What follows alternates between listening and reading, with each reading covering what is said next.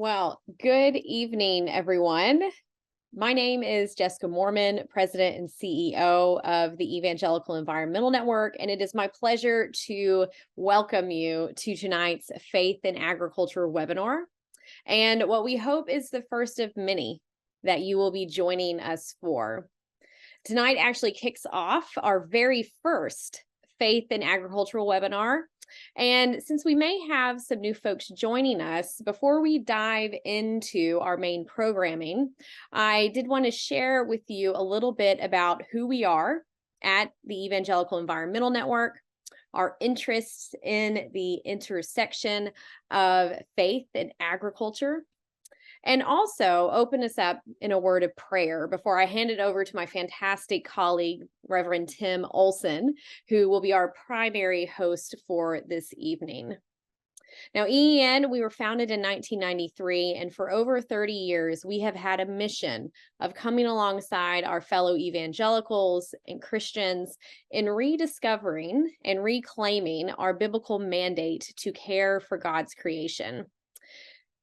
This is a mandate that we find in the very first book of the Bible when God gives us as humankind our first commission to take responsibility for everything that God has just created. And we see this throughout the rest of the Old Testament and throughout the New. And as evangelicals, we take the Bible seriously, which means we must also take seriously this awesome assignment that God has given us to care for his creation and steward it well. We do this in honor of God, but also for love of our neighbor, especially those most vulnerable who Jesus calls us to give special care to, by ensuring that everyone has a healthy environment and safe climate to thrive in. At EEN, we represent over 5 million Christians who have taken action with us for clean air, clean water, and a safe climate.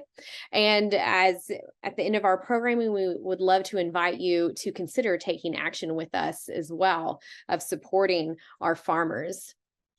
And when it comes to this assignment of good environmental stewardship and passing down a good inheritance to the next generation, no one knows this better than our farmers, our producers, our ranchers, and our foresters.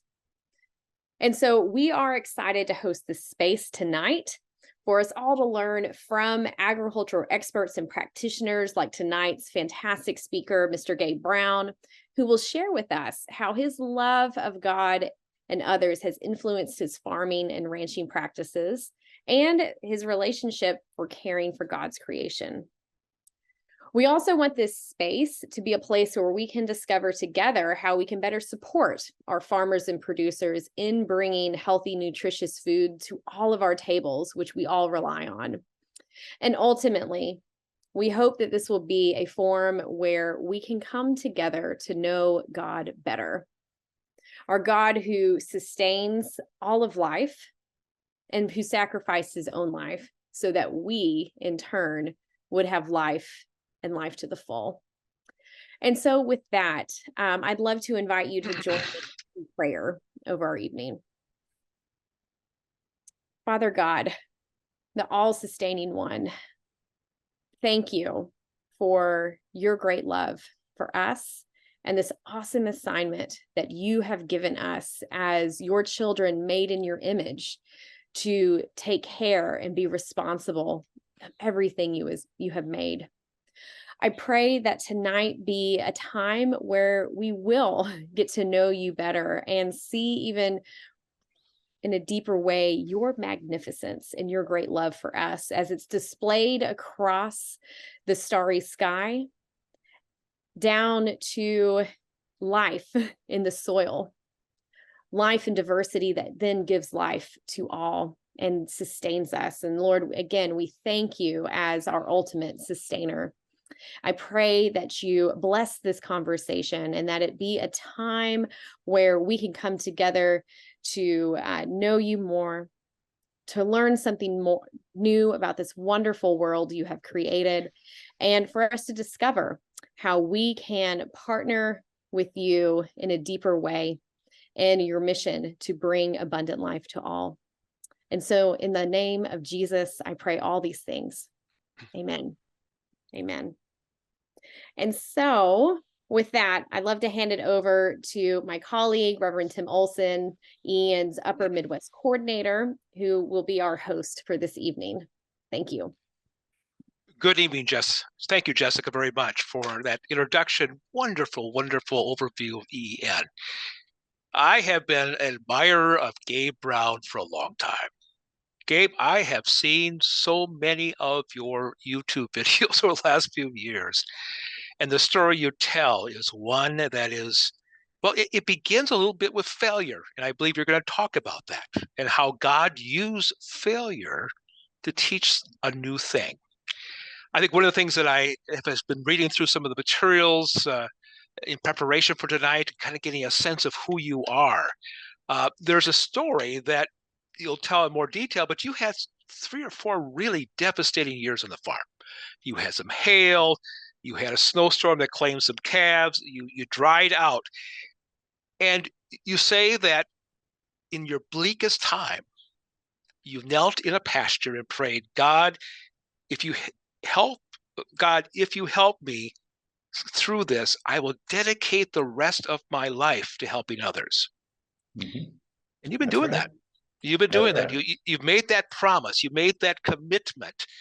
And you're doing that, of all things, through the soil. And some of the health and redemption that comes through soil that is filled with life, that provides plants filled with life, livestock filled with life. And it comes to us as the people of God, also filled with life. In this document I happen to be reading, you did a podcast for resilience of soil, and you talked about that healthy soil leads to healthy people. And you make a statement that I think was profound. You state that suicide rates in farmers and ranchers have been high. It is difficult to make a living trying to control nature. Gabe believes that regenerative agriculture, how it works with nature instead of against her, offers a more holistic path to heal the soul, but also to heal the livelihoods of farmers. Gabe wants to heal the future and stop the inheritance of destructive, fearful farming. Gabe, that's the mission that God's given to you, and we look forward to hearing more about it in a moment. First, I want to remind everyone, as you listen tonight, you've got questions. We encourage you to use the Q&A function of the webinar. You can also use the chat room. We'll monitor those questions, and when Gabe is all done, we'll ask the questions and eagerly listen to Gabe's response. So, my friends, Gabe Brown. All right. Thank you, Tim. I sincerely appreciate that and how wonderful it is to be with the Evangelical Environmental Network this evening to just take a little bit of time and share. I'm going to call it a journey. It's a journey my family and I have been on the past 30 plus years. And so I'm going to share with you our story of that journey and also pictures from our ranch. And this is one of them. My family and I farm and ranch about 6,000 acres right adjacent to the city of Bismarck, North Dakota. And it's a ranch that was founded by my wife's parents back in 1956. And my wife and I had the blessing of being able to purchase part of that ranch from them in 1991. And now today our son and his wife operate the ranch. So even though just over the hill behind these cattle live 125,000 people, you wouldn't know it's that close to town. It truly is North Dakota. And I realize that many people, when they hear the words North Dakota, they probably think of a picture such as this. And this is winter in North Dakota. And as you can see, This was taken a number of years ago. We actually had 100 inches of snow before Christmas that year. And obviously it's a little difficult there doing chores, but it doesn't always look like that. Here is another photo on the ranch, and I like this photo because even though there's all those people right over the hill, you truly are with nature and part of God's creation, as are the people behind that hill. We are really blessed in that fact that although the majority of ranch is actually in the jurisdiction of the city of Bismarck, you can truly create a Mecca for all just by, some might call it their management, but I prefer to call it our stewardship of God's creation. This is also a photo from the ranch. We grow a wide variety of different cash crops, and spring wheat is one of them. And here's a beautiful harvest of spring wheat. So I mentioned that my in-laws founded the ranch, purchased it in 1956, and they farmed what, for lack of better terminology, what I would say is very conventional. My father-in-law was brought up in the way that you tilled the fields, and this is actually a photo of him out tilling one of his fields, and he loved to till. True story. When he retired, he sold all of his equipment except that tractor, and he went out and bought a new disc, and then he would disc for the neighbors for free simply because he enjoyed it so much. And I grew up in town in the city of Bismarck. I didn't know anything about farming or ranching until I got married and moved on the ranch there with my wife. And I learned how to farm and ranch from my father-in-law. And this is what I learned. But I could never really understand it because obviously Bismarck, North Dakota, we have a semi-brittle environment, not a lot of moisture. And my father-in-law would be telling me in the spring, we're working the soil in order to dry it out so we can seed. But then by the middle of July, we'd be on our knees praying for rain because it was so dry. And it didn't make much sense to me. And I look back and I look at this photo and I look at the soil that's actually blowing away behind that disc. And now I understand why we shouldn't do that. But I can't blame my father-in-law because he was using the best, quote unquote, best management practices for the time. But that's what I learned. That's how I learned to farm and ranch. But being very inquisitive, I couldn't understand why do we want to do that tillage. So as I mentioned, my wife and I were able to purchase part of the ranch from them in 1991. And in 1994, I purchased this no-till drill.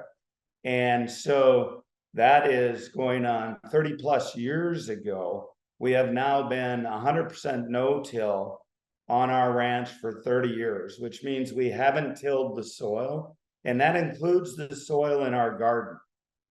When I say we're 100% no-till, and what no-till is, think of it in terms of your garden. You don't go out and rototill your garden. You just don't turn over the soil.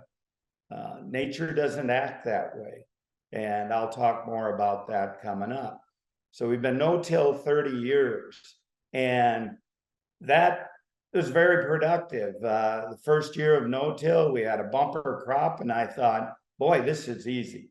You know, farming is easy. I made good money that year, and things look good. I also added peas to the rotation, and this is a picture from our ranch. Those are field peas. Field peas have the ability to form an association with rhizobia, and they can actually take atmospheric nitrogen, and a lot of people don't realize this, but above every surface acre of earth, there's approximately 32,000 tons of atmospheric nitrogen. Yet, what do most farmers do? What do most gardeners do? They purchase synthetic nitrogen to apply to their fields, to apply to the gardens. And I could never understand that. Why do we want to use fossil fuels to produce nitrogen when all we have to do is plant legume crops that through rhizobia can take that nitrogen out of the atmosphere and convert it into usable forms? So on our ranch, we have not added 1 pound of synthetic fertility since 2007, which means we're saving a lot of money, but we're also saving those fossil fuels. And I think that's very important.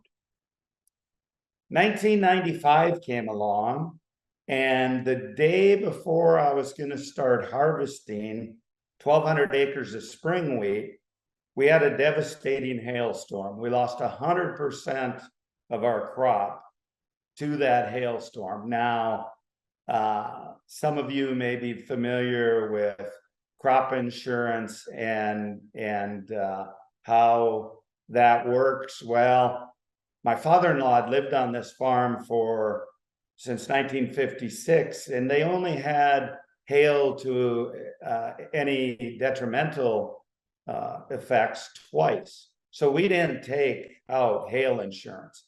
So obviously that economically was pretty devastating to my wife and I, and it set us back financially significantly. This is a photo of our wheat crop then following a hailstorm, and again, it was pretty devastating for a young family starting out to lose your entire crop to hail. That fall, though, after that hailstorm, I started to diversify the crop rotation. I was thinking, okay, we just had that hailstorm, we got all that crop residue. What else can I plant that can perhaps become a cash crop? So I had read about winter triticale, which is a crop that you seed in the fall. It starts to grow and then you harvest it the next year, similar to winter wheat. And I'd read about hairy vetch, and hairy vetch is a legume, so able to with rhizobia take that atmospheric nitrogen and make it usable forms for the plant. So I planted a grass and a legume together, and I planted those. So I'm starting to diversify the rotation a little bit. 1996, then in the spring of the year, I added corn to the rotation. And so starting to diversify the rotation because I was thinking of that hailstorm and what happens if that were to happen again. Well, lo and behold, I got the wrong wording on there. That should have said 1996. It happened again. It was a repeat of 1995. We had another hailstorm and we lost our entire crop again. So that's 2 crops in a row that we lost to hail. The banker obviously did not care for that.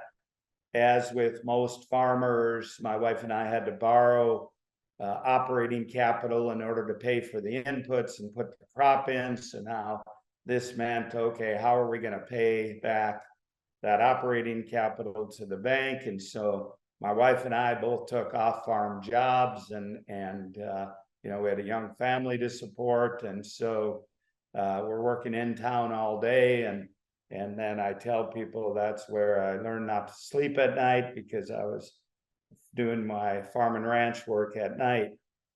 That's that corn crop, though. After a hailstorm, not much left, and you know, you're able to turn the cattle on there to glean a little bit, but you know, that's not going to satisfy your debt at the bank. So that was 1996, 2 years. 1997 rolled around, and 1997 was a very, very dry year here in central North Dakota. None of the farmers in the area combined anything. It was a major drought. We were fortunate in that we were able to produce enough feed for the livestock and keep our cow herd intact. But again, no money to pay the bank back. So our bank debts were mounting significantly. And the banker told me that, they would no longer be able to loan me money to be able to purchase inputs. And so in my mind, I'm thinking, okay, how am I going to do this? How can I stay in business? The off-farm jobs my wife and I had, she was the breadwinner. She was a bank teller making $3.50 an hour, and I was pushing a broom in a warehouse for $3.25 an hour. So you don't really pay back hundreds of thousands of dollars in loans with that kind of a salary. 1998 then came along, and this is an actual photo I took from our ranch on a late June day, and you can about guess what happened when you see a cloud like that. And that's right, we lost 80% of our crop that year to hail. We were fortunate that there was a small part of the ranch that this hailstorm missed, but essentially here we were with 4 years of major devastation and a mounting debt. At the end of this year, we were 1.5 million in debt. And I was very fortunate in that my in-laws had given us a contract for deed on the land. And so I was pretty sure they weren't going to foreclose on us. And we really didn't have a lot of equipment where the bank was going to sell us out. They probably felt sorry for us. And all we had was a 25-year-old tractor and no-till drill and an old baler. And they probably thought, well, what are we going to do? Do we foreclose on them or not? So Tim mentioned when he introduced me that I actually went out into our native pastures, and this is one of our pastures. And I tell people, see, there's the tree we have on our land right there. And I knelt in this pasture, and that's echinacea there, a beautiful flowering forb. And I remember praying, and I said, God, if you will help see us through this, I will dedicate the rest of my life to spreading the word of the need to care for your creation.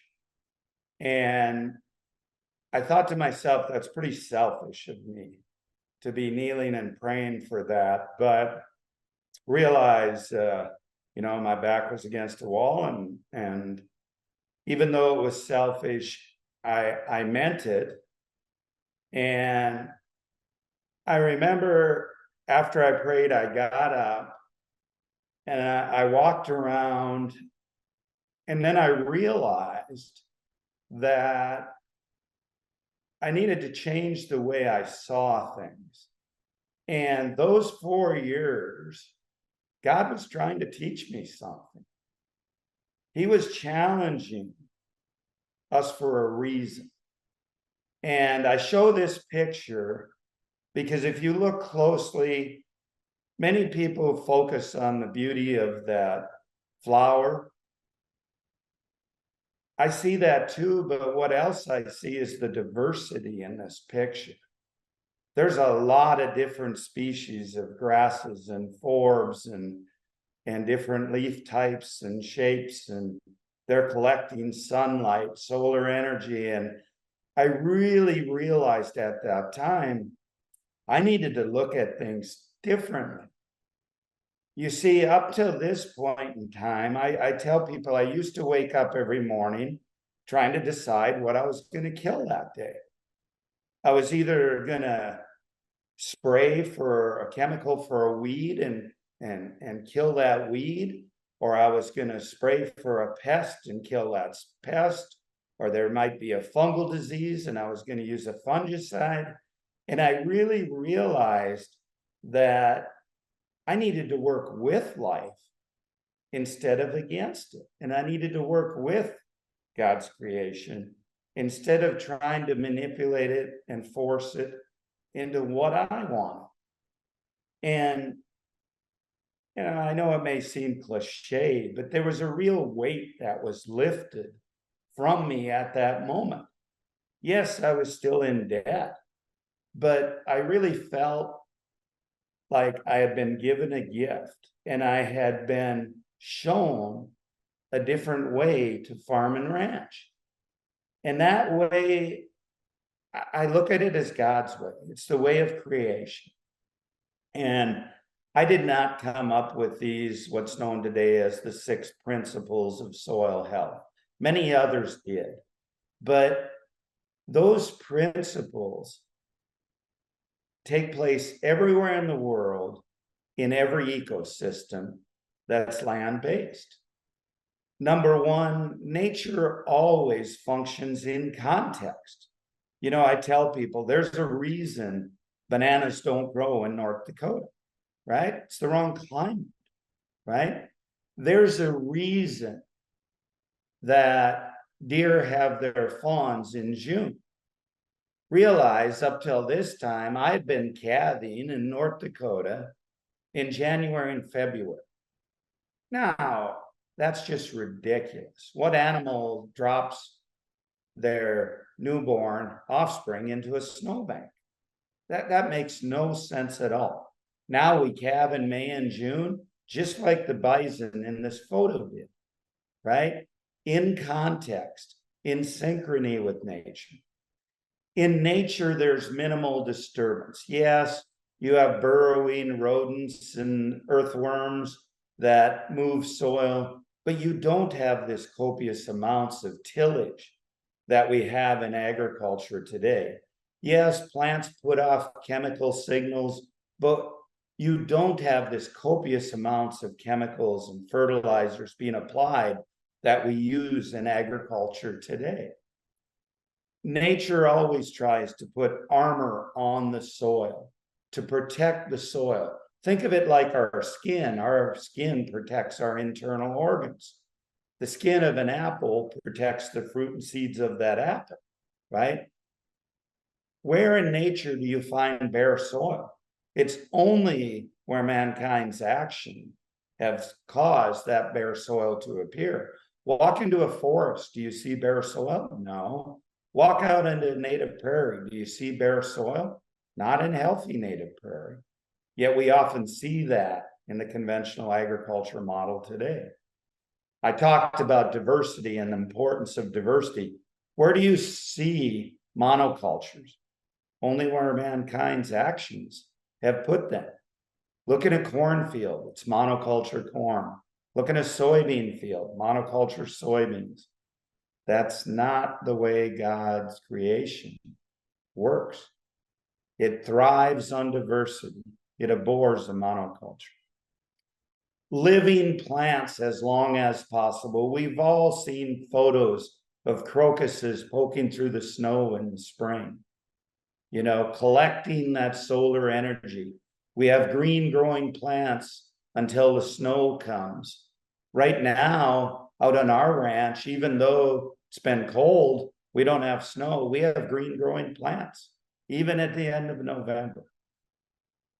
And in nature, there's always animals and insects. What have we done as mankind? We've removed the animals from the landscape. Oftentimes you hear animals are evil. Animals aren't the problem. It's not the cow, it's the how. It's what we've done with them. We confine them. We kill insects. Dr. Jonathan Lundgren taught me for every insect species that's a pest, there's 1,700 that are beneficial. As farmers, I was taught early on to kill that pest. Why don't I provide the home and habitat for the 1700. Nature will always balance itself. Psalm 104 says, you cause the grass to grow for the cattle, and the plants for people to bring forth food from the earth, and wine to gladden the human heart, oil to make the face shine, and bread to strengthen the human heart. We really need to get back and realize that the land, God provides for us through the land, through the soil. If we have healthy soil, we're going to have healthy plants, healthy animals, and healthy people. If we get back to a production model that allows us to farm and ranch with creation. This is now, I'm going to show you some photos of our ranch today and what it's like since, and Tim mentioned it, the change in my heart and my mindset to one of working with creation instead of against it. And so this is one of our perennial pastures, and you look at this photo and what you're actually looking at there, the tall grass, this big blue stem, even though we're in a northern environment and you know, we went through the years 2020, 2021, 2022 were the 3 driest years in recorded history here in South Central North Dakota. Yet look at the production we can get from healthy pastures. If we farm and ranch in synchrony with nature, we're going to be resilient to drought. I'm not going to say it won't affect us, but it won't affect us nearly as severe as if we were not working with nature. You know, we literally now on our ranch have 10 times the production that we did in the mid-90s before I learned those lessons. We have diversity in the cropping system. We grow a wide variety of different cash crops. At any given year on our ranch, we may be growing in the upper left there, that's oats with clover growing underneath it. The lower left, that's corn, and there's hairy vetch and clover growing in between the corn rows. The lower right, that's a sunflower crop, and there's actually 19 different species of cover crops growing with the sunflowers. And in the upper right, that's a perennial forage crop for our livestock to graze. Very, very diverse with over 20 species. We've documented over 140 different species of grasses, forbs, and legumes out in our native pastures. But we grow a wide variety of different cash crops at any given time because it allows us the flexibility. We don't pay a lot of attention to what the current hot commodity, so to speak, is, and everybody needs to grow this. We don't take part in any government programs such as crop insurance, and we don't accept government subsidies on our farm or ranch. We can make an honest living, comfortable living without them. Why should I burden taxpayers to subsidize our operation? There's no need. It's up to us to be able to produce the kind of income we need.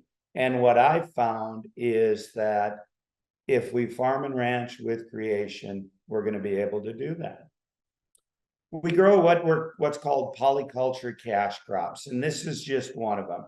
This is actually winter wheat, winter triticale, cereal rye, and now I've added a winter barley variety that I've developed, hairy vetch and sweet clover, all grown together, and then we will combine that mix together, and then it'll go to feed our hogs and our poultry. Or we can graze it with our livestock in the spring. But see, we're trying to get more diversity than just a monoculture cash crop. This is a picture of a cover crop. It was taken a number of years ago. There's actually, I believe it was 19 different species of plants growing in that cover crop. But one of the things I learned over time is, you know, we have to collect as much solar energy as possible. You know, I can only imagine in my mind what these Great Plains were like, you know, 500 years ago when the large herds of bison and elk were roaming across them, being moved by the predators, and a tremendous amount of diversity capturing all that solar energy. The goal on any farm, ranch, or even in your garden should be not to allow any sunlight to hit the soil surface. It should be intercepted by a living plant. And then through the beauty of photosynthesis, that plant with those carbon compounds uses part of it for growth and then translocates part of it to the roots where it exudes into the soil to feed all that soil microbiology. And people need to understand that there's more microorganisms in a teaspoonful of healthy soil than there are people on this planet. Yet how many of us as farmers, ranchers, gardeners, horticulturists think about how do we feed that biology in the soil? Well, it's through living plants. We grow a lot of vegetables on our ranch for sale at farmers markets, plus to feed ourselves.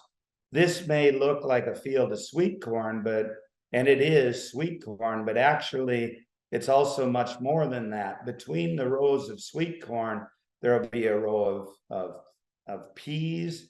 On the other side of the corn, the next row will be a row of green beans. Then there may be a row of squash, etc. So the row itself is a monoculture, but it's very diverse with different species between the rows. That allows you the ease of, we hand harvest the vegetables in between the sweet corn but you're going right down the row to harvest it. But you get all that beautiful synergy happening between the corn and all those other vegetable species. We also have small orchard on the ranch where we are able to grow apples and produce cider. And you know, Gabe probably eats one too many pies from those apples, but that's another story. So, and we have a lot of flowering species at all times. So we have an agreement with the local apiary.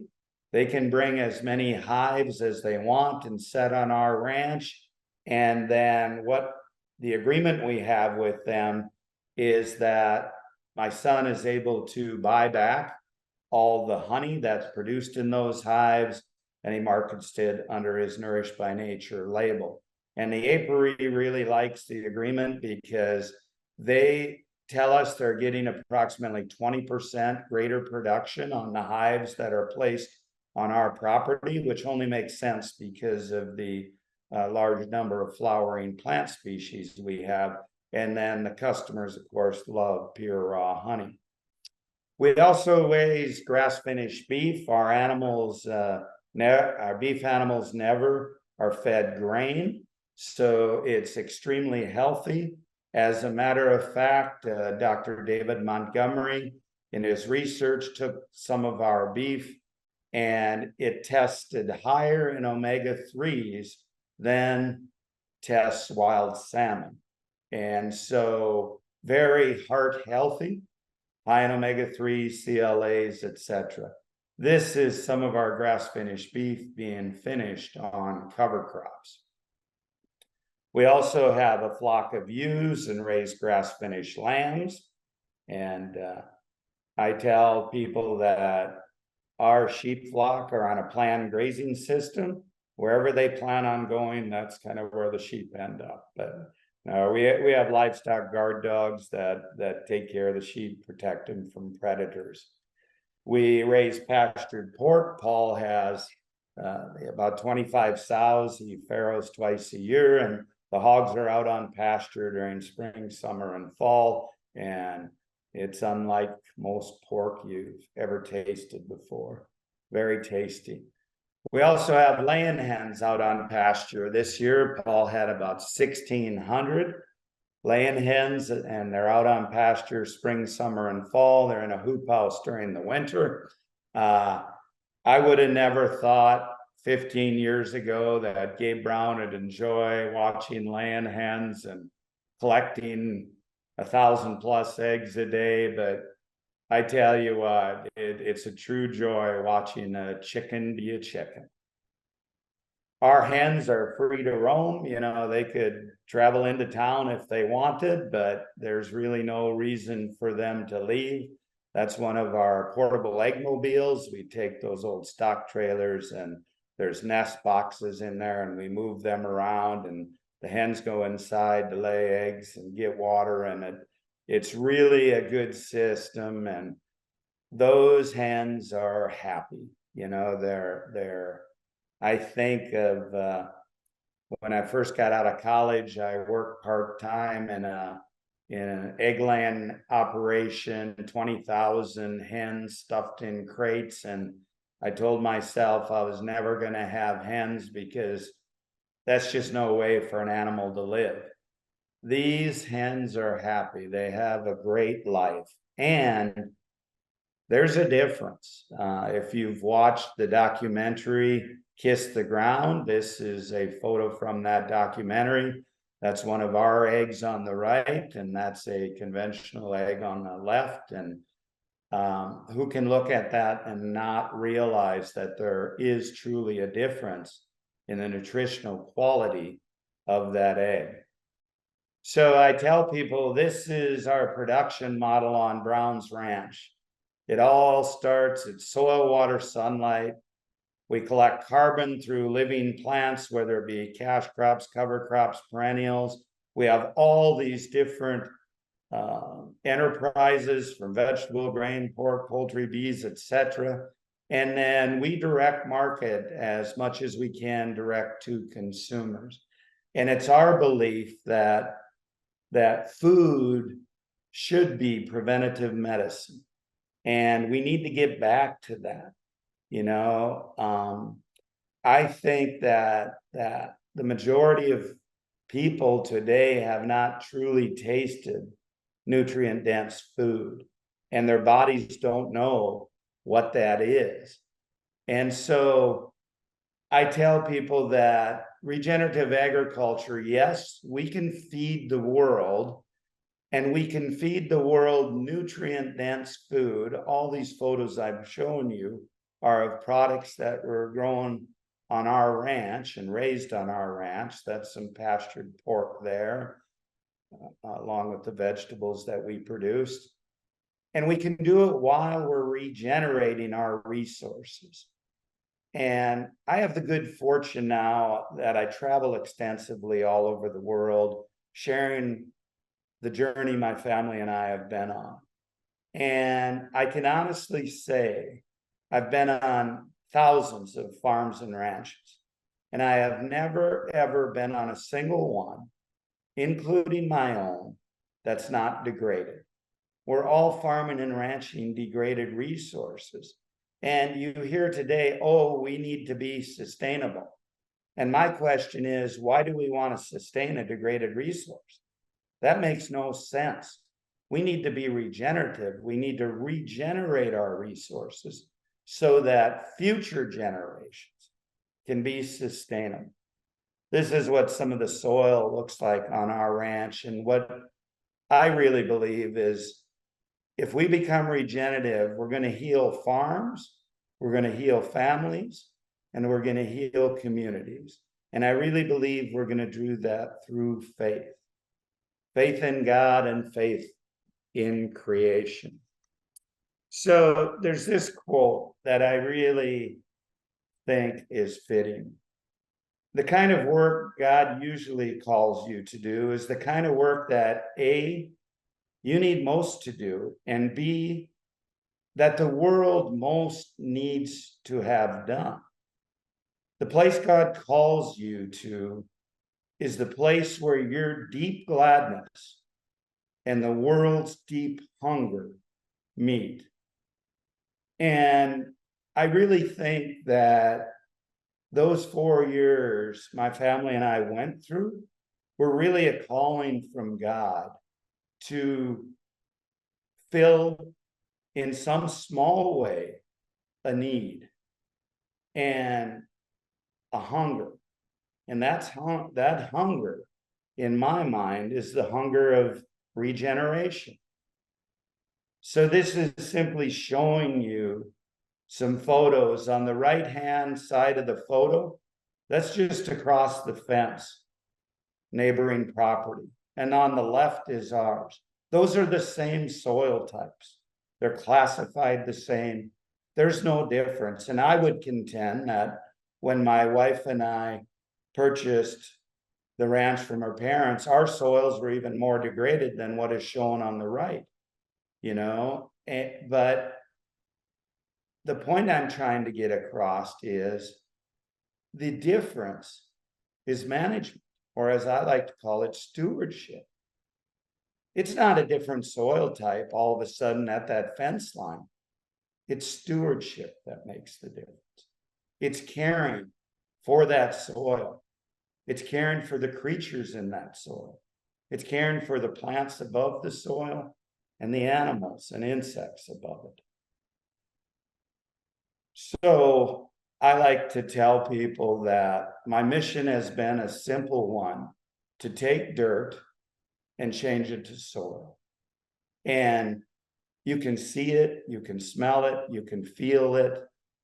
And we truly have been blessed to be able to go down this mission. And we shared our journey in the book, Dirt to Soil. And we've been blessed now that this has been published in 11 different languages. And it's just been a joy to share our experiences. I like to think of regenerative agriculture as finding common ground for common good.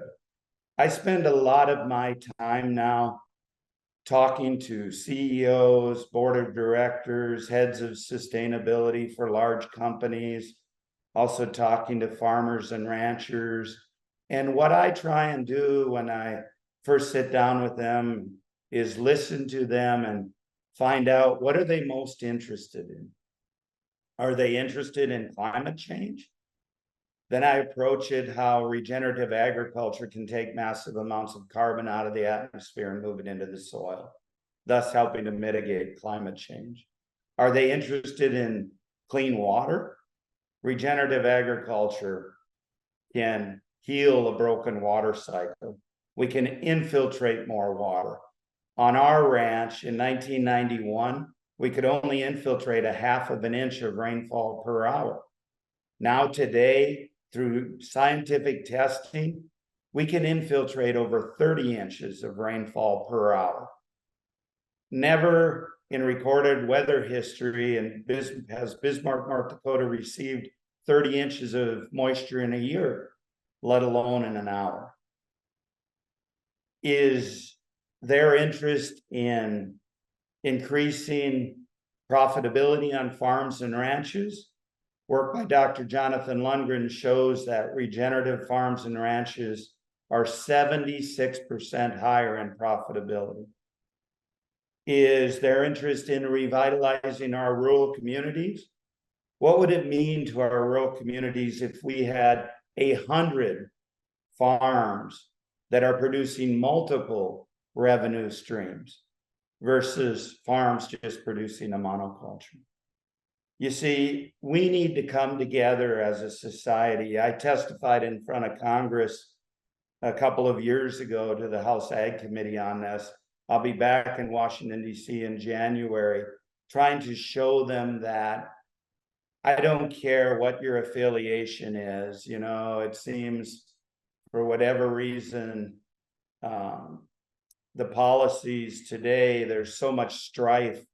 I really believe that as humans, we can agree on 90% of the issues. Why can't we forget about the 10% we disagree on for the time being and come together and truly find common ground for common good? I think it'd be for the betterment of all. So with that, at this time, if you have any questions, Tim, I'd be happy to try and answer them. Yeah, we've got some questions. I took a little longer than you had planned there. I got on a roll. You know what? You could have gone on for a lot longer. Here's a question from a gentleman named Tom. Tom is asking a question: how do we break the grip that corn has on U.S. agriculture? It is claimed to be a green crop, but growing it is very water, fertilizer, and energy intensive. And now it's going to be the source of green aviation fuel. Any thoughts on growing corn here in most of the country? Yeah, and realize that that's one of the issues is we look at some of these, and I know I'm going to get emails and phone calls begging to differ about this, but you look at the amount of fossil fuel that is needed to produce the fertilizers, to produce the herbicides, the fungicides, to transport those, to transport the, to plant the seed itself, and to harvest then that crop, and then to transport it to a facility and create it into these biofuels, ethanol, whatever the case may be. In no way, shape, or form does that make any sense. It just doesn't. It doesn't. And they will say, yeah, but it fuels the economy and everything. Well, if we're truly concerned about producing food, take a look at the corn in the United States. Last figures I saw, approximately 43% of the corn production in the US goes to produce ethanol. Another approximately 30% goes to feed ruminant animals that should not be consuming grain, okay? They should be grazing roughage. It's just a fallacy to think that that is wise use. And we need, now I know why farmers and ranchers do it, because of federal farm programs and the subsidies, it's profitable. But I tell you, there's a lot of other things that are much more profitable and much healthier for the soil and the environment. There, we opened a hornet's nest with that one, Tim. Gabe, it's a tough one. It is. To try to reconcile. I live in Southwest Minnesota. The ethanol market's important to the farmers in my area. So trying to find that alternative market, it's a tough and difficult thing to do. There's a question on someone asked the question: have you tried growing? Is it einkorn wheat? Einkorn wheat is an heirloom variety of wheat, and we actually grow a climate blend wheat, and we've grown a perennial wheat that actually and it's not a wheat grass. This is a true wheat that's used to make bread. And if you go on King Arthur's website, you'll actually see now where we have farmers who are growing these heirloom varieties, and they're receiving a premium for it. And King Arthur Flour is selling these heirloom variety grains. Flour from those grains, I should say. Question is, your neighbors must see what you're doing. Do they respond in a positive way to reshape their own way of farming? Well, and I answer that question this way.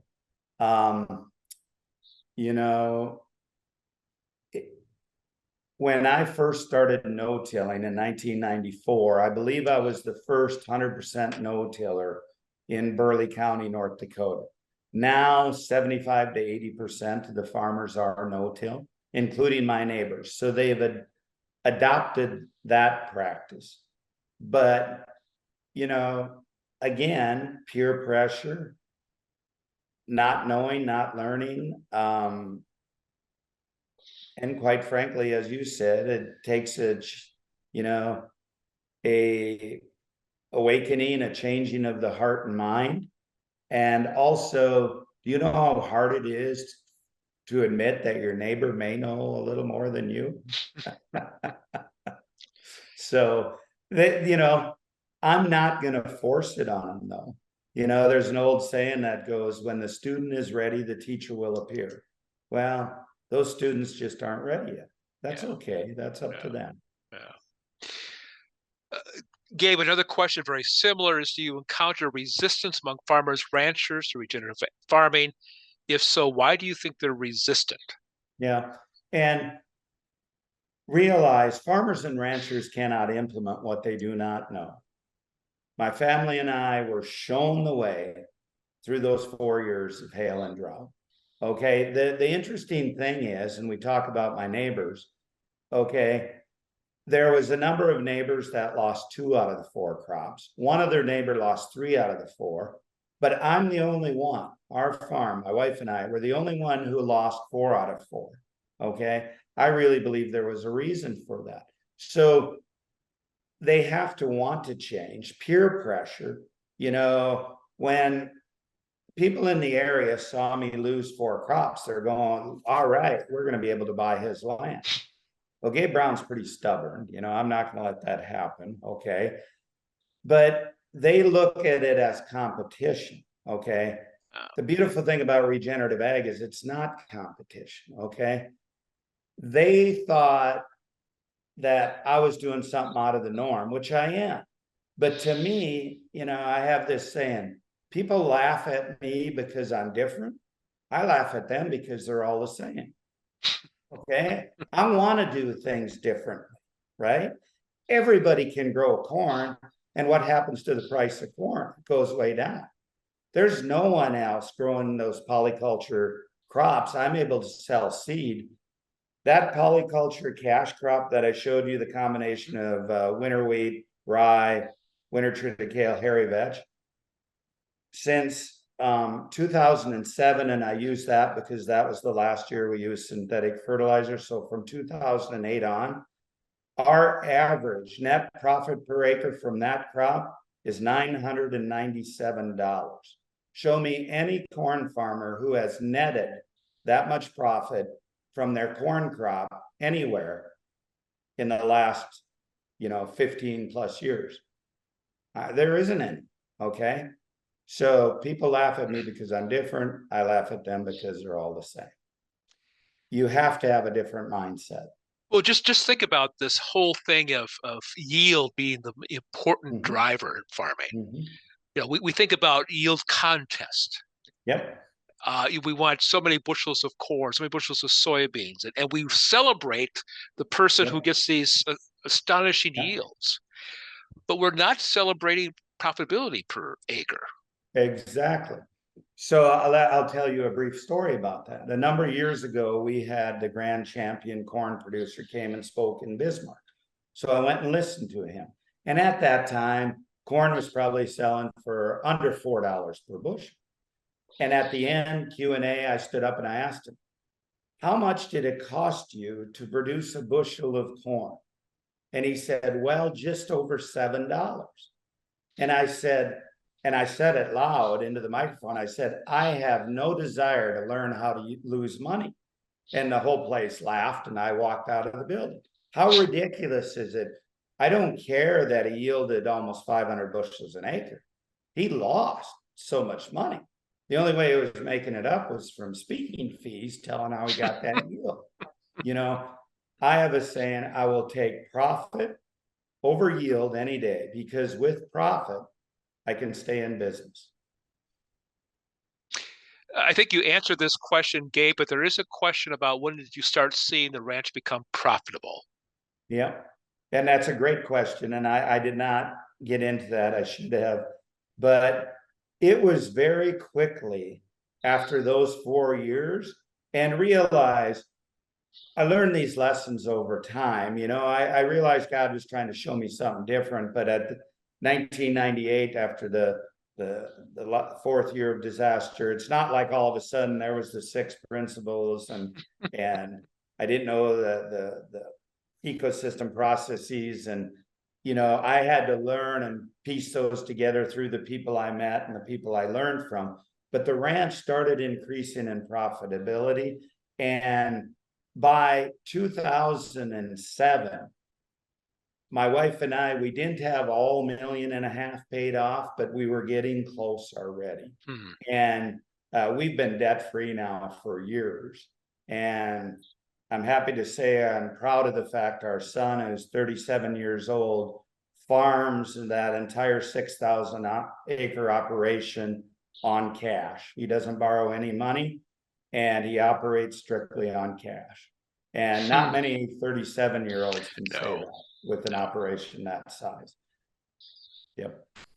So with that in mind, a question is asked, how can local regional organizers help move the needle among small-scale producers, farmers, and ranchers? Yeah, and I believe it all comes through education. And you educate yourself first, and then you educate others. And for those who, I call them our urban cousins, all of our friends who live in town, you do that in your garden, and you do it through your buying power. Farmers and ranchers are going to produce what's in demand and what's there's a profit for. I don't, speak negatively of farmers and ranchers for doing what they're doing, because the consumers and government policy have dictated this. But we can make a change by saying, no, I'm going to support that local farmer who is using regenerative practices. I'm going to source food at the farmer's market. And this day and age, that's not hard to do. We can source regeneratively grown and raised products very easily. Kind of piggybacking on that, a question is asked by Sarah, what role can churches play in promoting regenerative agriculture? Great question. Thanks for asking it, Sarah. Just what, you're doing this evening, showing that there is a relationship. And I really believe to be a good Christian, we need to be a good steward of God's creation. And we need to share this with people, share the story, share the importance. And I tell people that I honestly believe God looked down and he's picked the world's simplest farmer who happened to have a big mouth and the ability to articulate a story. And he put my wife and I through those 4 years so we could share the story.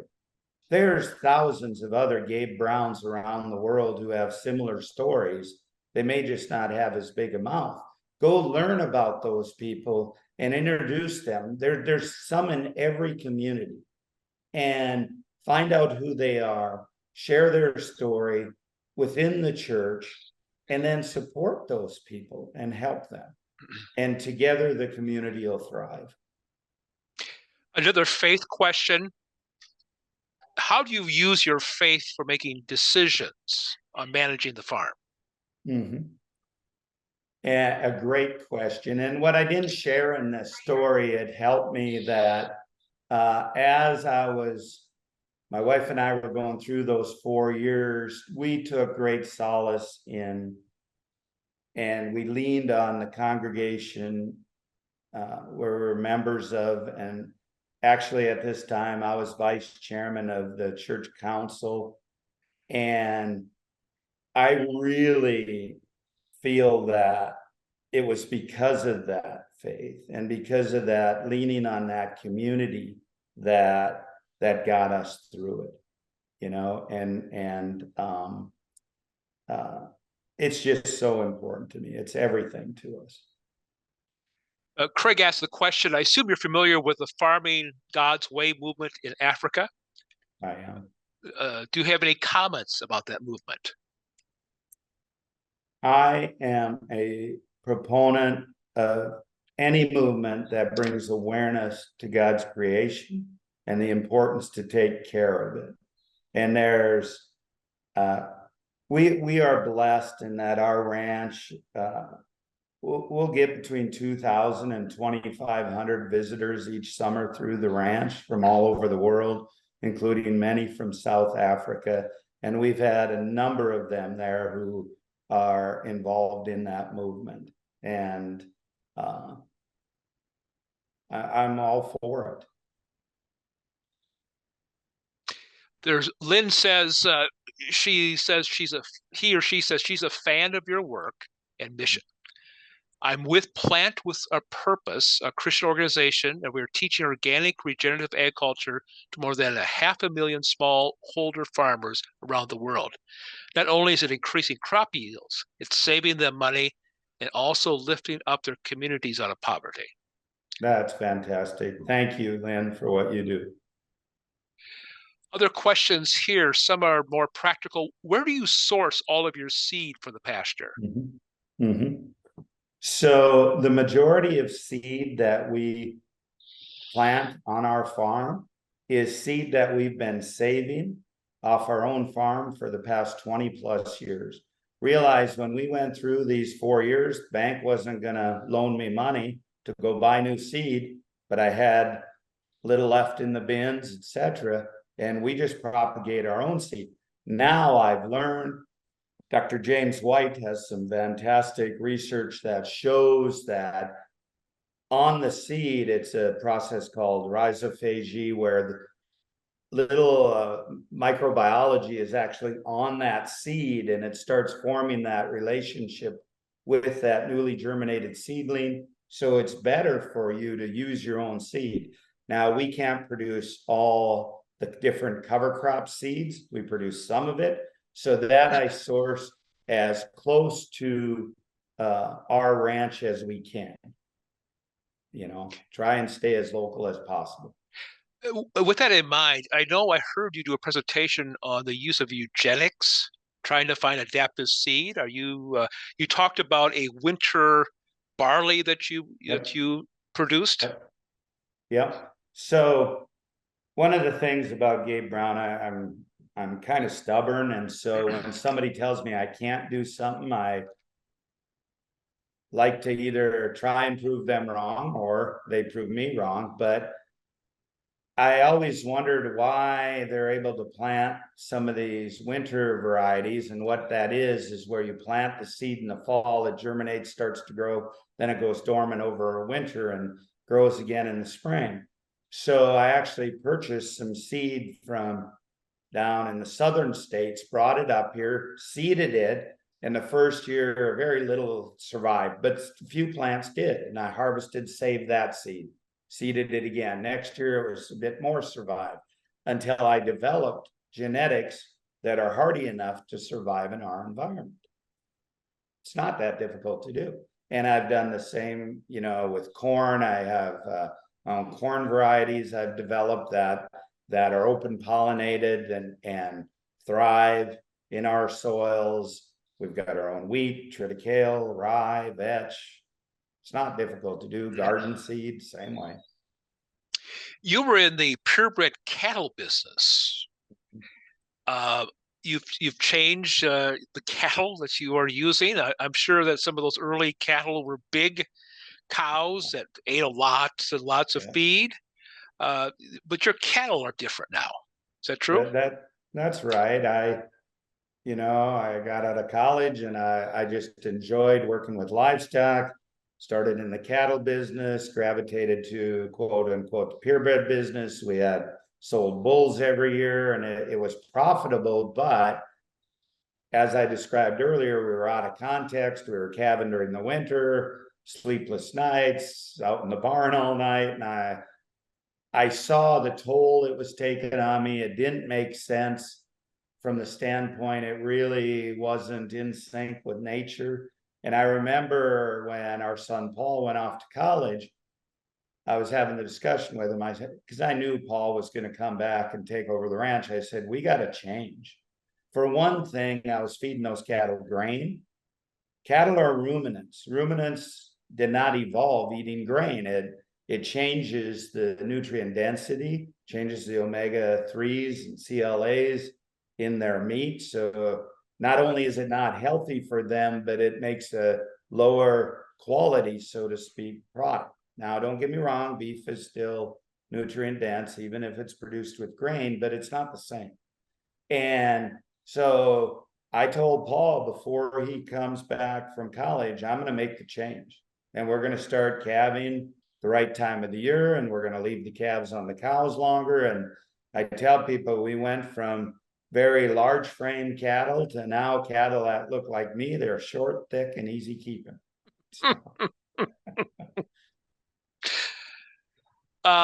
Question was raised, does alfalfa ever play a role in your crop rotation? Can it be part of a healthy regenerative rotation? Yeah, and not monoculture alfalfa.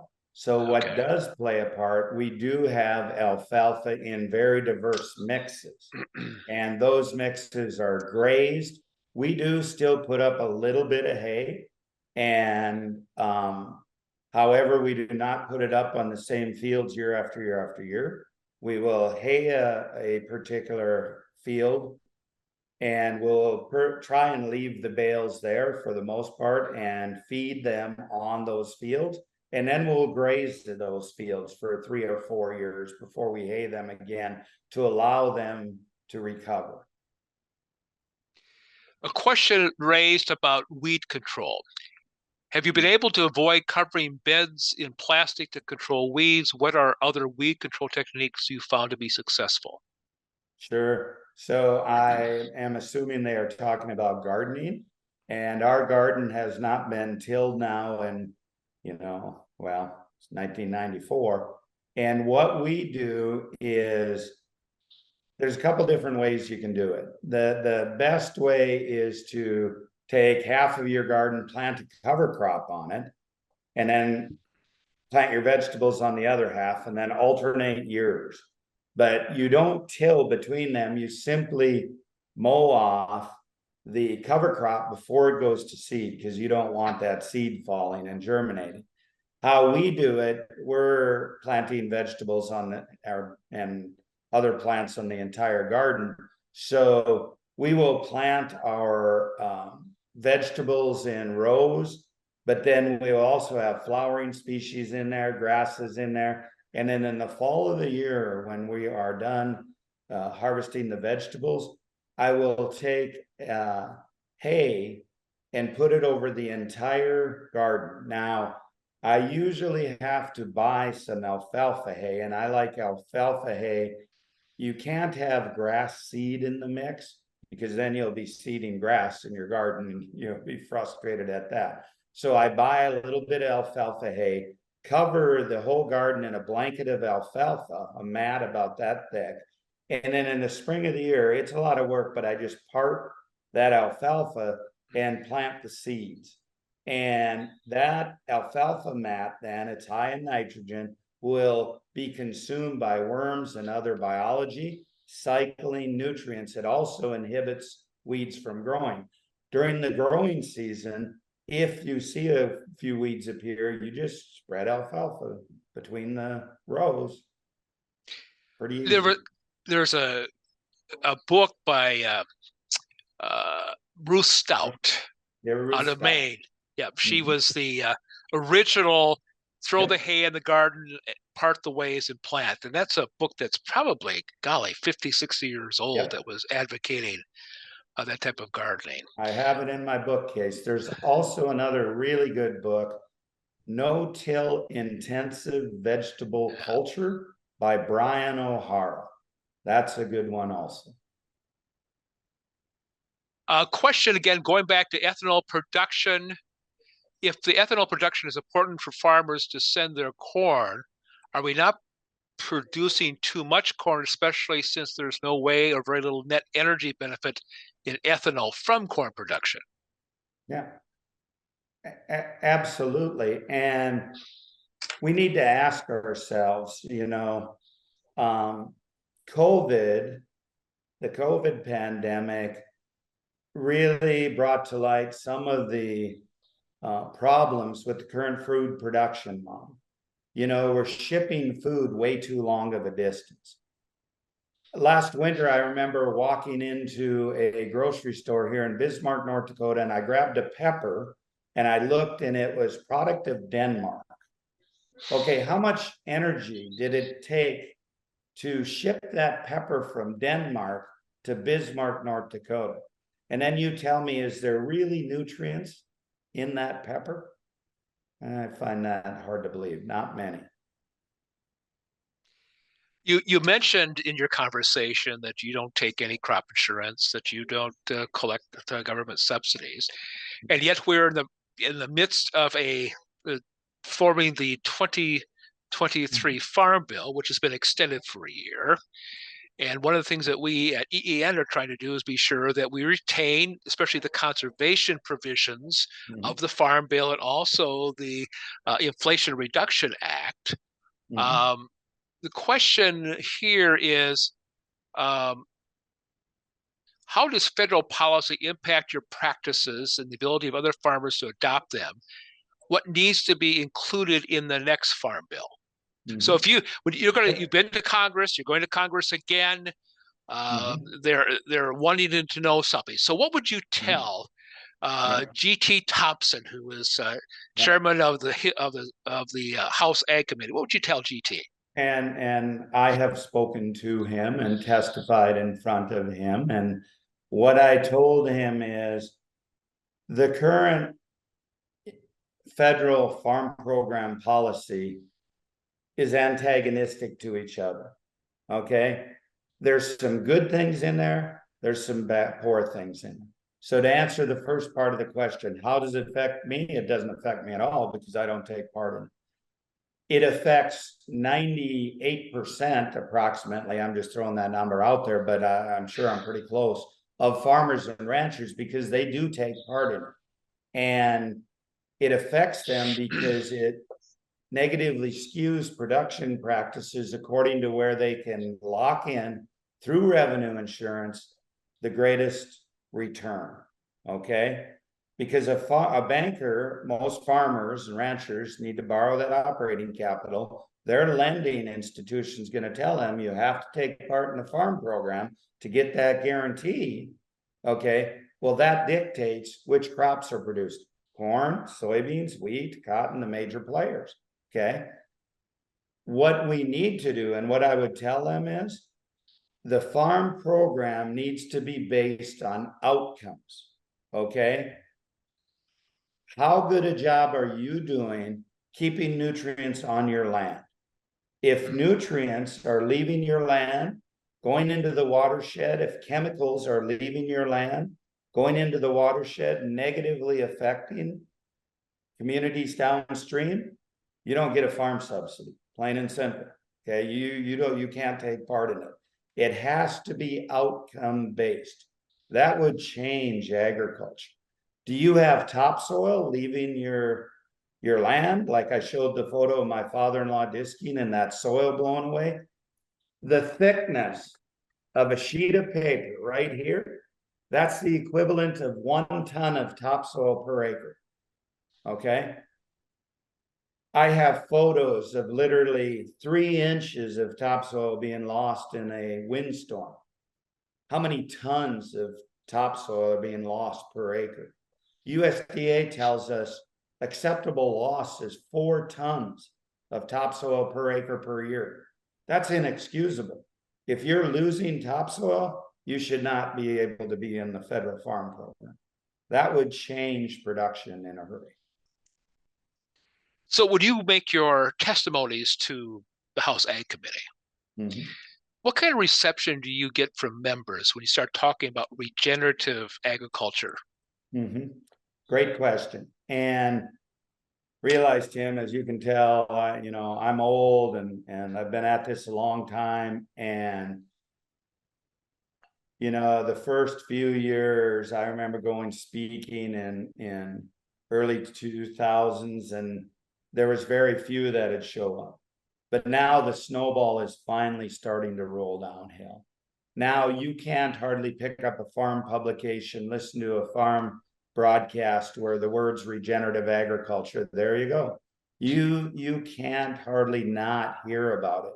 So we're finally gaining traction. The documentary Common Ground is being shown, premiered in theaters right now around the country.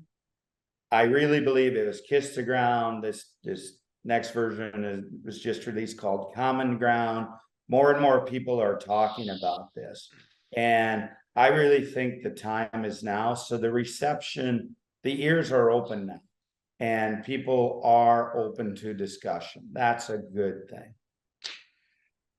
It is, and yet you and I talked about before we came onto the webinar, in southern Minnesota, there's a lot of fall tillage, and Yep. they're all reading the same stuff. So Yeah, again, but again, Tim, they're reading, but their pocketbook is being driven by the current program.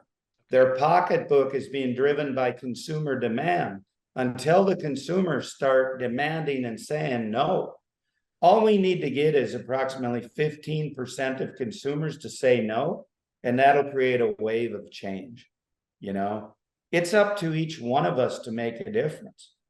Read that label when you walk into a grocery store. If your grandmother would not recognize what's on that label, you shouldn't be buying it. That ties into Eric's question. As consumers, how can we help support more regenerative food sheds? Yep. And get to know your farmer or rancher, know where your food comes from. And I hear a lot of people saying, oh, that's hard to do. No, it's not. Not in today's age with internet. You can research local, farmers markets in your area and find out about the producer. And I mentioned it earlier, but one of the things I really, really like about regenerative agriculture is the willingness of farmers to be open and share. When I was in the conventional space, everybody was kind of wanting to fight each other. They all had a secret, and I don't want to share my secrets. I can pick up the phone and call farmers in all 50 states, Canadian provinces, Africa, England. Regenerative farmers and ranchers are willing to share, and they're willing to engage with the public. We have an open door policy on our ranch. Anyone can drive on our ranch at any time and look at anything outside of the house. Okay. My wife draws the line there, but we want to have the opportunity to engage with consumers. We think your health is important to you. What you put in your mouth should be important to you. We want to show you what we're doing. Here's a theological question, Gabe. Are you ready? Mm-hmm. As Christians, we know that nature was and is affected, like all of God's creation, by sin and the fall. Are there some problems that you haven't been able to solve because of this? Well, yeah, absolutely there is. And realize, it's not a perfect world, so to speak. I can only control what I can control. Let me give you an example. A year ago, our farmstead sits in the middle of a 640 acre section of land. So it's a half mile every direction till the nearest neighboring land. It's well over a mile to any near neighbor's house.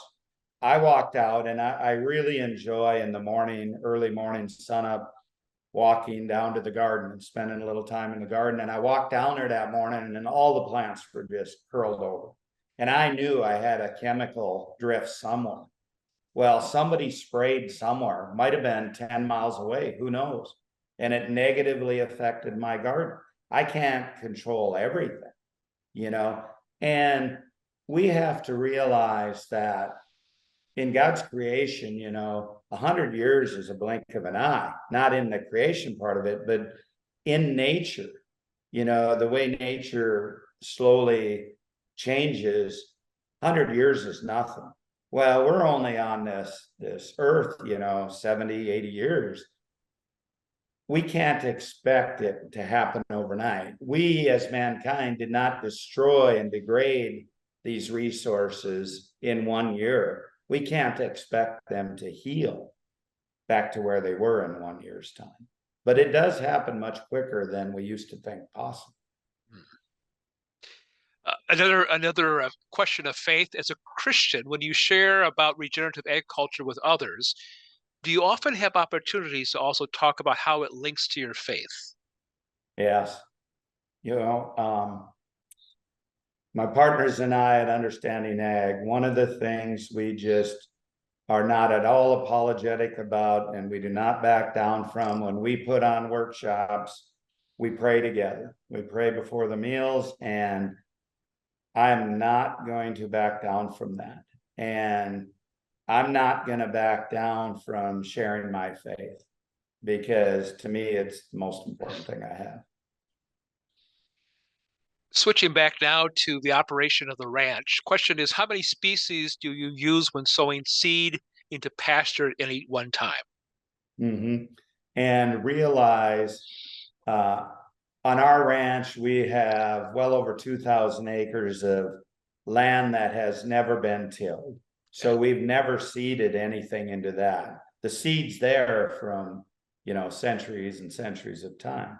Now we have taken cropland and seeded it back to make grazing land out of it. And realize a lot of these quote unquote native seeds, how do we know what's native? We can only go back 100, 200 years here. North Dakota was founded, statehood 1889. We don't know what was really here 500 years ago, 1,000 years ago, but I purchase what seed I can afford and then what I've grown myself. And we try to get at least 20 different species, approximately 2/3 grasses, and then about 15%, 20% forbs, in other words, flowering species, and then about 10% legumes approximately. So 20 plus species, whatever I can find and produce in my own. But what we've found is by using what we call adaptive grazing, which is really we're mimicking the bison and elk from centuries ago. They moved in large herds across the plains, being pushed by predators, moving according to the seasons. If we graze adaptively, and on our ranch, we will move our animals every day, spring, summer, and fall, pretty much every day. Then we allow that particular pasture 12 to 15 months before we come back and graze it again. That way it's fully recovered. Those animals, the hoof impact, the dung, the urine, has stimulated new seedlings to germinate. Seed that has laid there for, seed can lay for 100 years and still be viable. And it stimulates that, and we see this cacophony of all these different species coming back. It takes time, but you have to allow the recovery time. Gabe, do you measure methane emissions produced from your cattle? If so, did you notice a change in emission output from changing of their diet, and or do you have plans to figure out how to reduce methane emissions from cattle? And I love this question, and here's how I will answer it. So I answer it by asking a question, okay? According to most historians, as near as they're able to tell, there was a larger number of bison, elk, deer, pronghorn, mountain goats, bighorn sheep, other grazing ruminants on the North American continent, pre-European settlement, than there are ruminants on the North American continent today. By that I mean cattle specifically and sheep. Okay, if methane is a problem today from those animals, why wasn't it a problem back then? And the answer to that is because grazing in natural ecosystems, there's soil microbiology called methanotrophs. And methanotrophs live near the soil surface. As an animal is grazing, they belch out methane. Methanotrophs consume methane and then digest it, okay? That's part of the reason. And there was many different, I just named one of the microorganisms that does that. Also, methane has a very short half-life. Methane will be remediated in approximately 10 years. Methane is not an issue. It's only an issue when we put cattle in confinement, feedlots, large dairies, etc. It is not the cow, it's the how. That is a totally false argument. So what about your thoughts on carbon intensity? I would need to know, they would need to define carbon intensity. In the documentary Common Ground, you know, I talk about, okay, there's this plan and to let's pipe carbon from the ethanol plants and store it underground, okay? In what way, shape, or form does that make sense? If we truly want, first of all, why is there more carbon in the atmosphere today than there was pre-European settlement? Well, it's because of tillage, high use of synthetics, right? And the fact that we don't have perennial living plants for as long as possible throughout the year. We grow monoculture cash crops, which really only capture carbon through photosynthesis for a very short period of time during the year.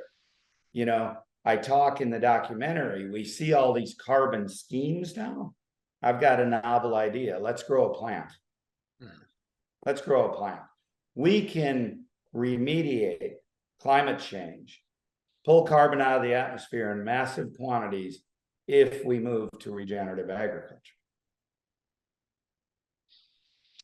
Well, then with that also, a person is asking, probably referring to Revelations, where there's a promise of new heavens and new earth. And the question is, will God's new earth be regenerative food production?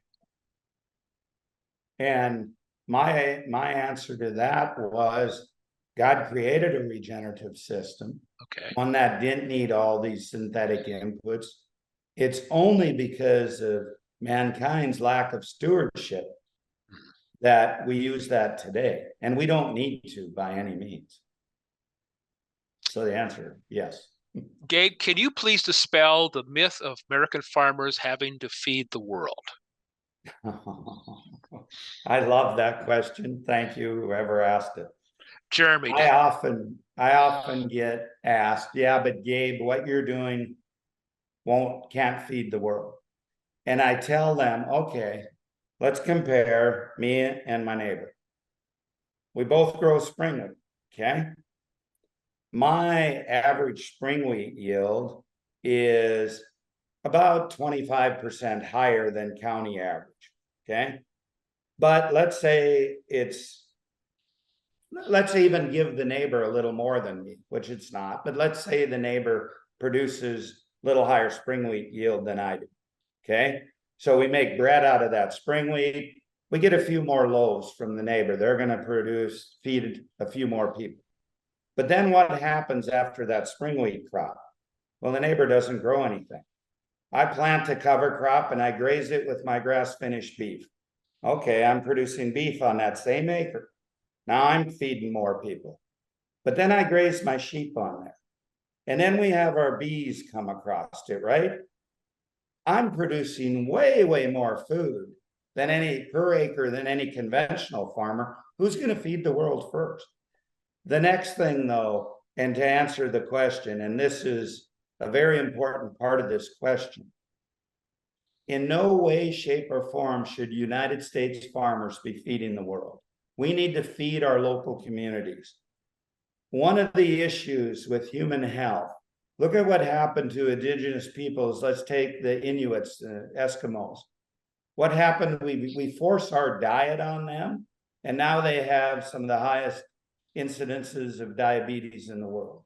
We're trying to force the people in Africa onto our Western diet. No, they need their own diet. They fed themselves very well until we tried to force our way on them.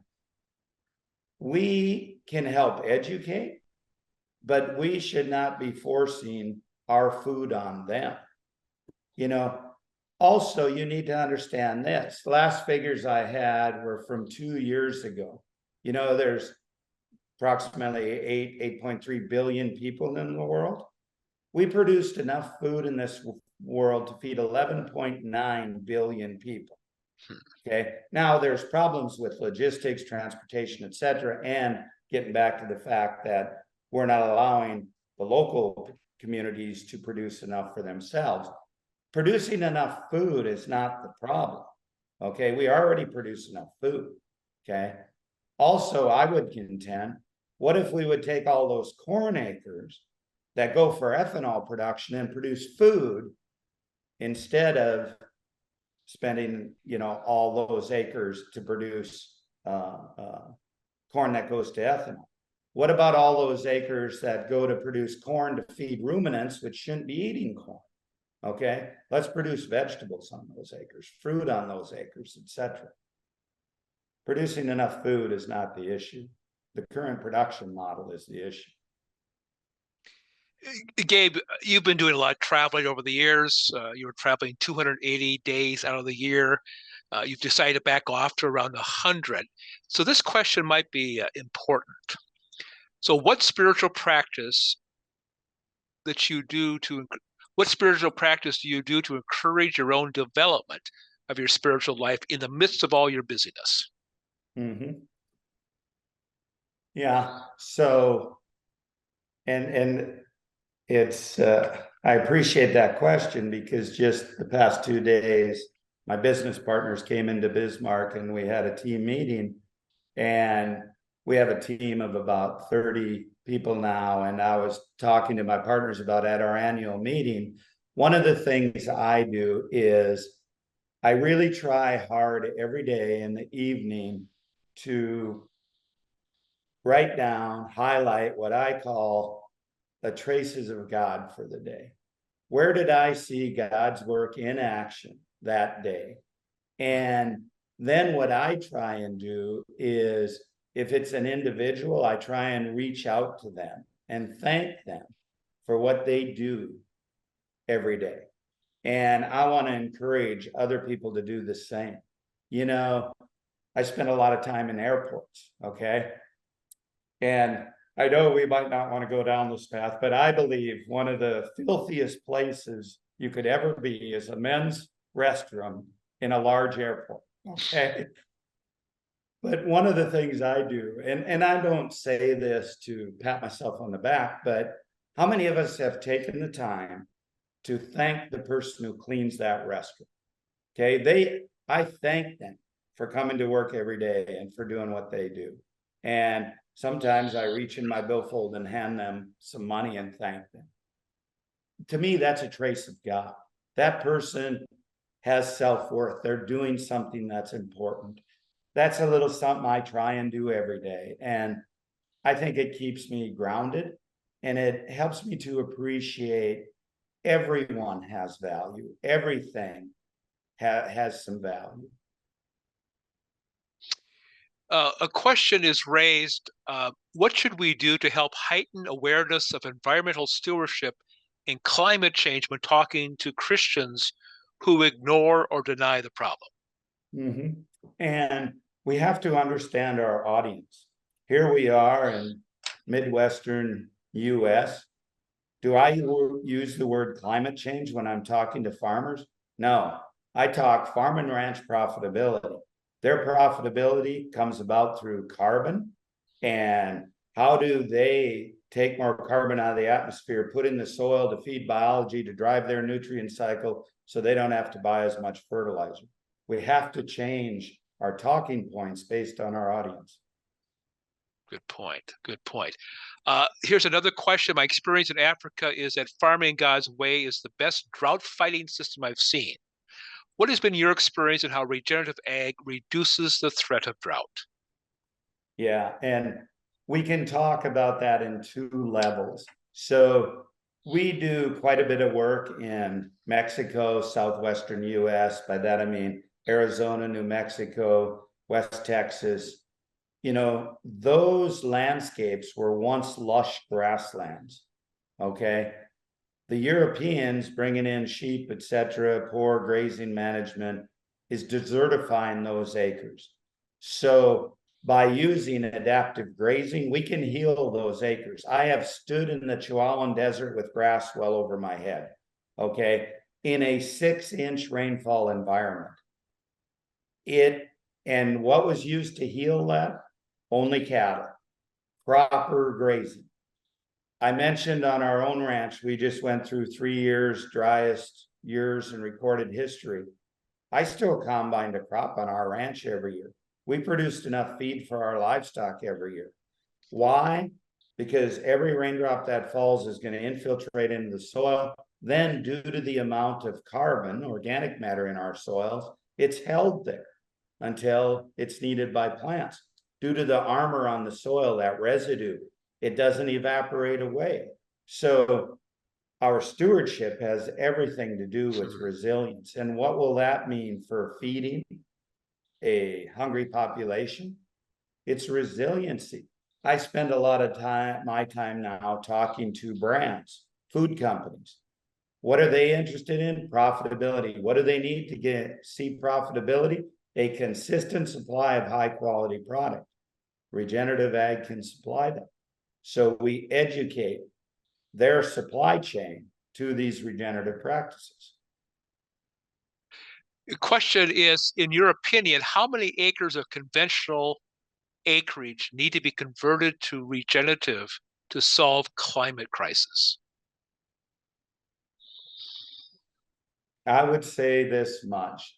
If we would take all the grazing ruminants out of confinement, we already have enough land, whether it's odd areas of fields, land that is not being used for crop production, to be able to do that. Take those animals out of the confinement situation, graze them adaptively, we could offset the amount of carbon that we're emitting each year just from that one change.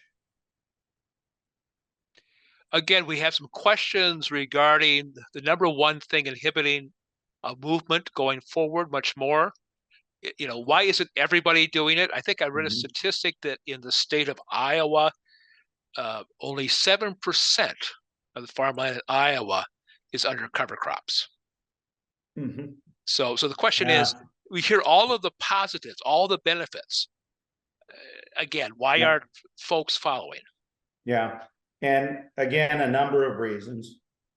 I like to say it's compaction between the ears.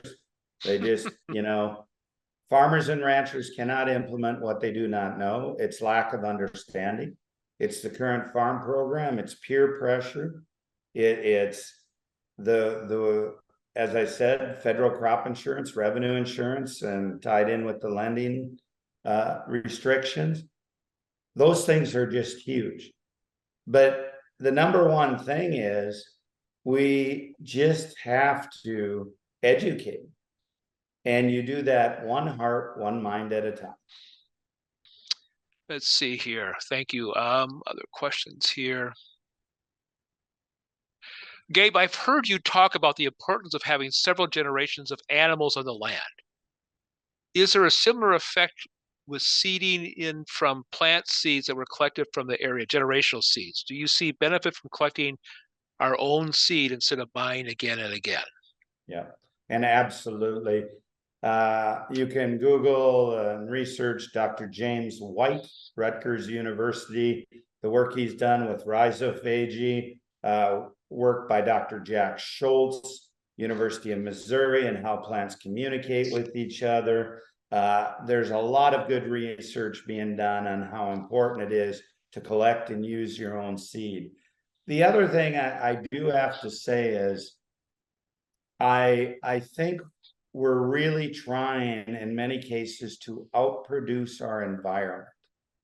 I'll never forget one of my aha moments was in 2009. I was harvesting a corn crop and I was talking to my son who was in college in Fargo, and I was complaining a little bit about the corn crop yield, and he said, "Dad, you're trying to outproduce our environment." And I remember, holy smokes, we were given so much moisture that year, X amount of sunshine. Because I think it should be better, was I given the opportunity for it to be better? Now, I could have maybe got higher yield because I don't use any synthetic fertility. I could have dumped on some synthetic fertility that maybe inflated yield, but at what cost?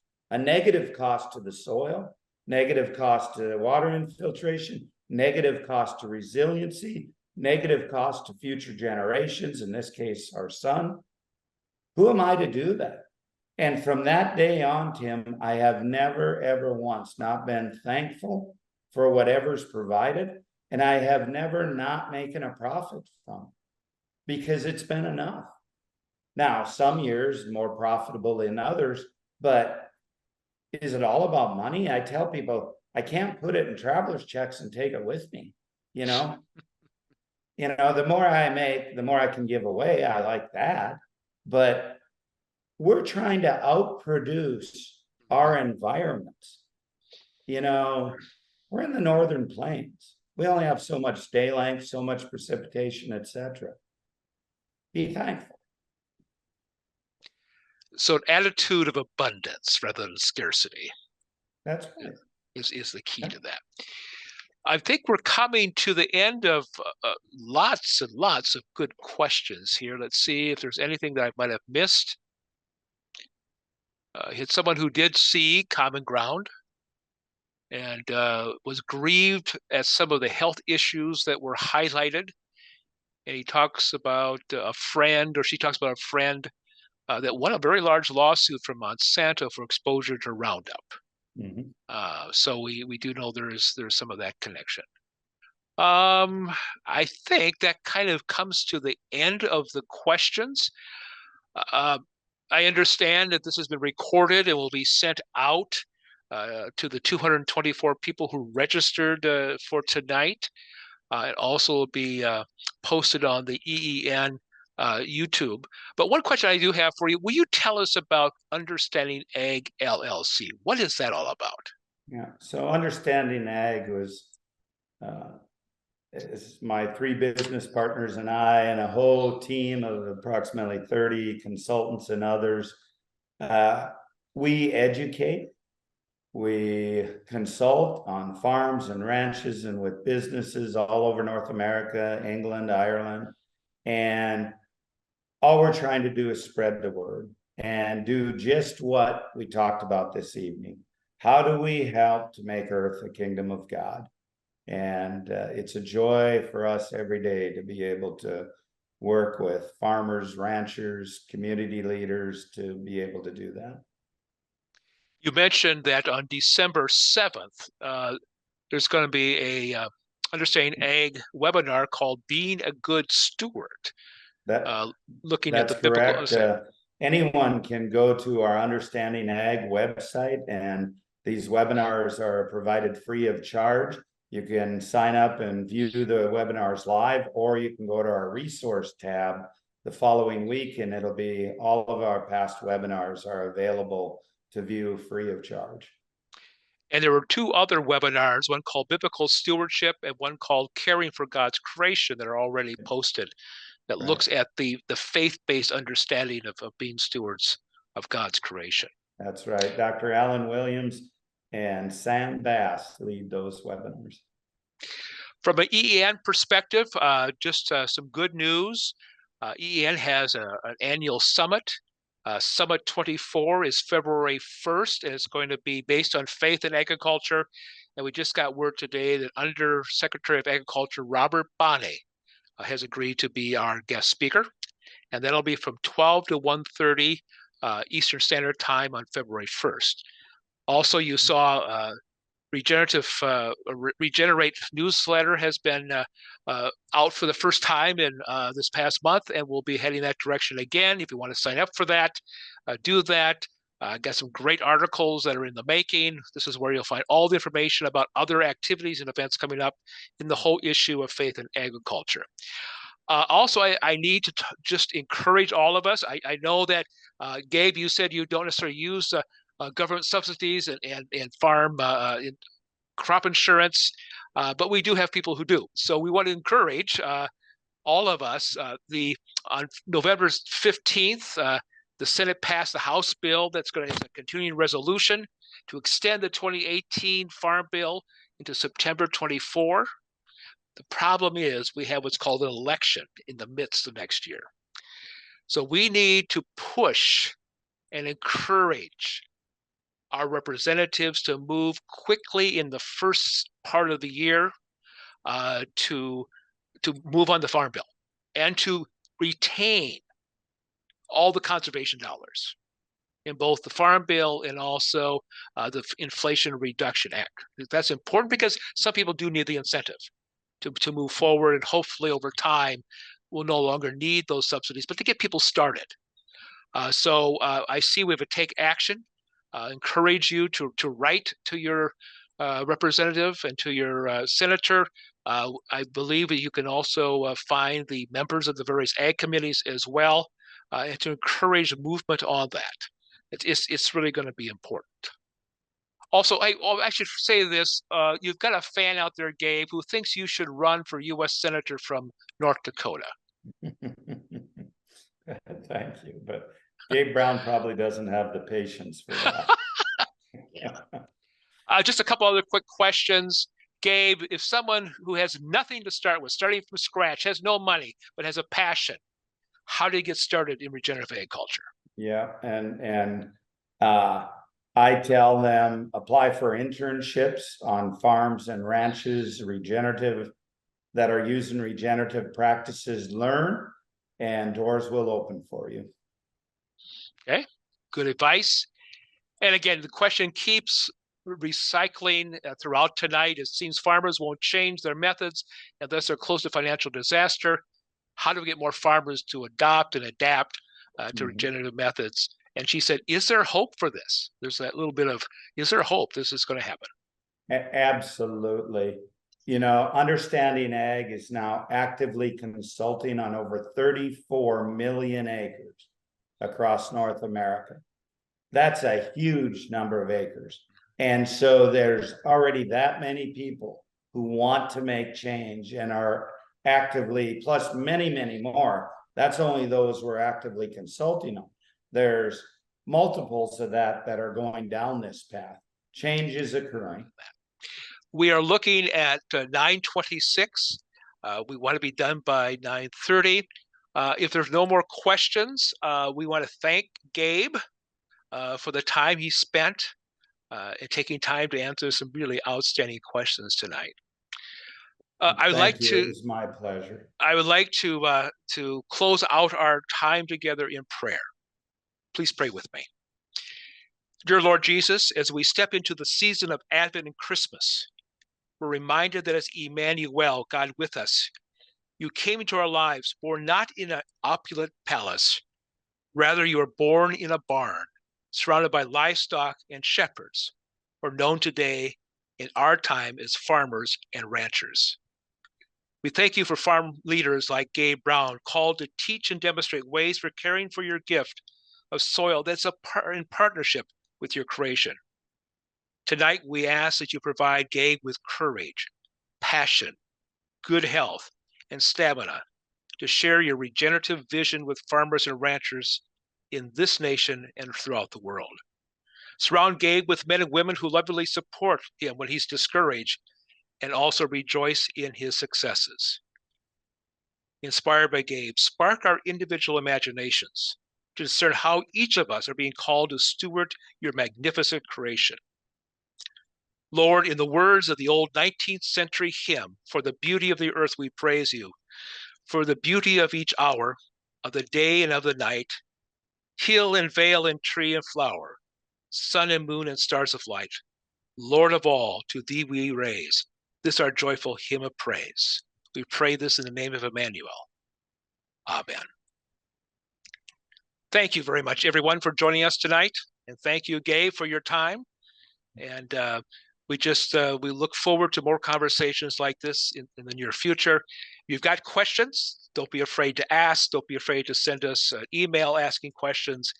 And so I say to all of you, happy Advent, Merry Christmas, and may you all be blessed. Thank you for joining us. Goodbye.